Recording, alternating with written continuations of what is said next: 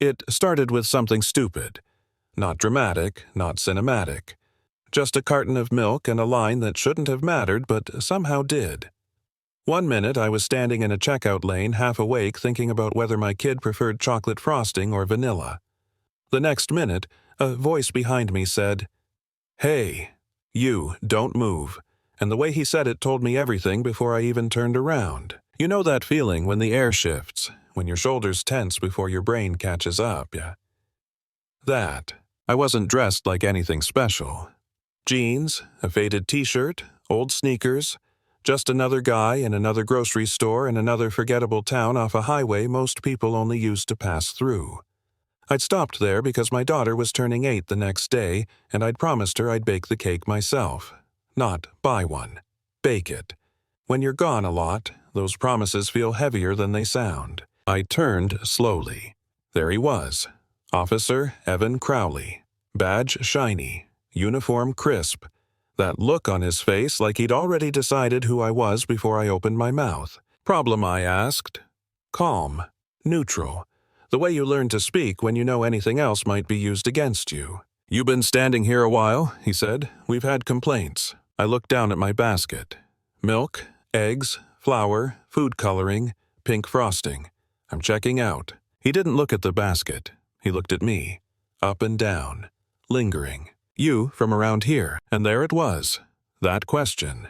The one that's never just a question. "I'm visiting," I said. "Visiting who? That's personal." His jaw tightened. He stepped closer. Too close. Close enough that I could smell mint gum trying to cover up stale coffee. "You got something you want to tell me," he said. I remember thinking, is this really happening? Over groceries, over nothing. "Am I being detained?" I asked, "or can I pay and leave?" That's when his smile disappeared. "Turn around," he said. "Hands where I can see them." "For what?" Failure to comply, he snapped. "Turn around." People started watching. You can feel it when eyes land on you.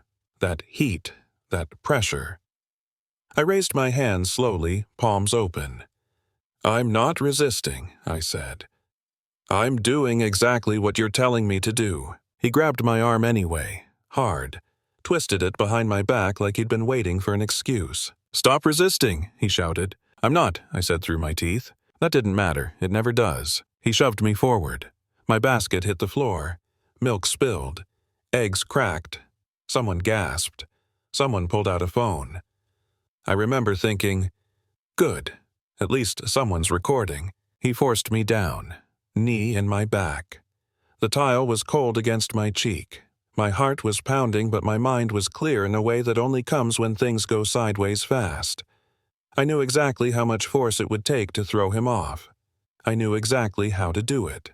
And I knew exactly why I couldn't. Because the second I fought back, the story would write itself without me. Big guy attacks officer. Suspect becomes threat. Force justified. End of discussion. So I stayed still. "I can't breathe," I said, not yelling, just stating a fact. "Should have thought about that," he muttered. He cuffed me tight. Too tight. Hauled me up like I weighed nothing. My shoulder screamed. He marched me past the registers. I caught the cashier's eye. She looked scared. I wanted to tell her it was okay, even though it wasn't. Outside, he slammed me against the hood of his cruiser. Sun-heated metal burned through my shirt. "What's your name?" he asked. I told him. He laughed. Figures. He went through my wallet, commented on my card, mocked my address. Then he pulled out my ID. The other one, the one I never show unless I have to. He frowned.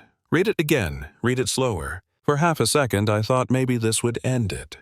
Maybe reality would break through whatever story he'd built in his head. Then he scoffed.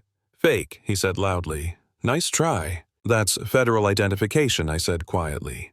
"You really don't want to mess with that." He leaned in. "You don't tell me what I want." He shoved me into the back of the car. At the station, things got worse before they got better. Charges stacked up fast. Disorderly conduct. Resisting. Forgery. Assault. Words thrown around like bricks. I asked for a call. They laughed. Told me the phones were down. I sat in that cell, staring at the wall, breathing through the pain in my shoulder. Listening to the buzz of bad fluorescent lights, thinking about my kid and the stupid cake and how something so small had blown up into something so big. Hours passed. Then a different officer came by. Younger, nervous. She stopped when she saw me. "You don't look like what he said," she admitted. I met her eyes. "May I make one call?" She hesitated, looked at the camera, looked back at me. 5 minutes. I didn't call a lawyer, I didn't call family. I called someone who knew exactly who I was. Things changed fast after that. The tone, the posture, the sudden politeness, doors opening that had been slammed shut an hour earlier. Medical staff, water, space. When the footage from the store came in, nobody spoke. You didn't need sound. You could see it. Me complying. Him escalating. Me still. Him violent. The truth has a way of standing there quietly while lies trip over themselves. Crowley tried to talk his way out of it. Said he felt threatened. Said he feared for his safety. Said a lot of things. None of them showed up on the screen. By the time they put the cuffs on him, I didn't feel victorious. I felt tired. Like something heavy had finally been set down. The case didn't disappear. It grew. Other names surfaced. Other stories. Patterns. Always patterns. When it finally went to court, they tried to paint me as dangerous, trained, capable. Like restraint was somehow proof of guilt. I told the jury the truth. If I'd wanted to hurt him, I said we wouldn't be here. I chose not to. That choice cost me pain, it cost me time, it cost me trust, and I'd make it again. They didn't deliberate long. The sentence made headlines. The fallout sparked arguments. Some people said it went too far. Others said it didn't go far enough. That's the thing about justice. Everyone sees it through their own lens. Months later, I went back to that same store. Same aisles, same lights, different feeling. My kid was with me this time, bouncing on her heels, holding the list like it was a mission briefing. "Flower first," she said. I paused for just a second. Then I reached up and grabbed it. "Mission accomplished," I said. She laughed, loud, free. That last show mattered more than any verdict. I walked out of that store with my head up, not because I'd won something, but because I hadn't lost myself trying to survive it. So here's my question for you. When power gets it wrong, when someone decides who you are without listening, what do you think justice should look like? Was this accountability, or was it too much? And how many stories like this never get a camera angle? Drop your thoughts in the comments. Argue if you need to. Share if you've seen it. Because silence is the one thing that guarantees this keeps happening.